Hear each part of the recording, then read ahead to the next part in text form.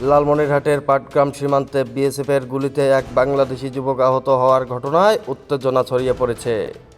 সোমবার সকাল 10টার দিকে ধবলসুতি সীমান্তের গটিয়ার ভিটা এলাকায় এই ঘটনা ঘটে। আহত মিজানুর রহমান, বয়স 28 বছর, স্থানীয় রহমতপুর গটিয়ার ভিটা গ্রামের বাসিন্দা।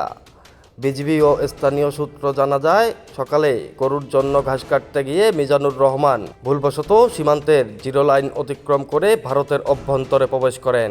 এ সময় ভারতের 98 বিএসএফ ব্যাটালিয়নের টহল দল তাকে লক্ষ্য করে রাবার বুলেট ছোড়ে। গুলিটি তার কাঁধে লাগে। আহত অবস্থায় তিনি দ্রুত বাংলাদেশে ফিরে এলে স্থানীয়রা তাকে উদ্ধার করে প্রাথমিক চিকিৎসা দেয় এবং পরে উন্নত চিকিৎসার জন্য রংপুরে পাঠানো হয়।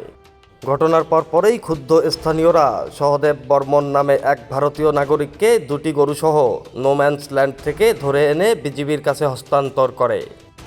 এই বিষয়ে খবর লালমনিরহাট অনলাইন অনুসন্ধানী নিউজ টিমকে পাটগ্রাম থানার ওসি নাজমুল হক জানিয়েছেন, আহত যুবক বর্তমানে একটি প্রাইভেট হাসপাতালে চিকিৎসাধীন রয়েছেন এবং ভারতীয় নাগরিক বিজিবির হেফাজতে আছেন। 61 বিজিবি তিস্তা ব্যাটালিয়নের পক্ষ থেকে জানানো হয়েছে, ঘটনার পরপরই বিএসএফের সঙ্গে যোগাযোগ করা হয়েছে এবং বিষয়টি ঊর্ধ্বতন কর্তৃপক্ষকে অবহিত করা হয়েছে। এই ঘটনায় পতাকা বৈঠকের প্রস্তুতি চলমান রয়েছে।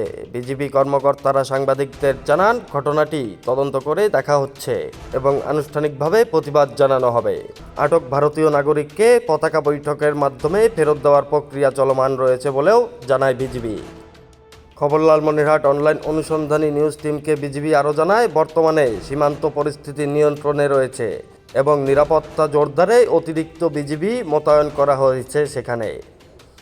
এআই রাজীব, খবর লালমনিরহাট।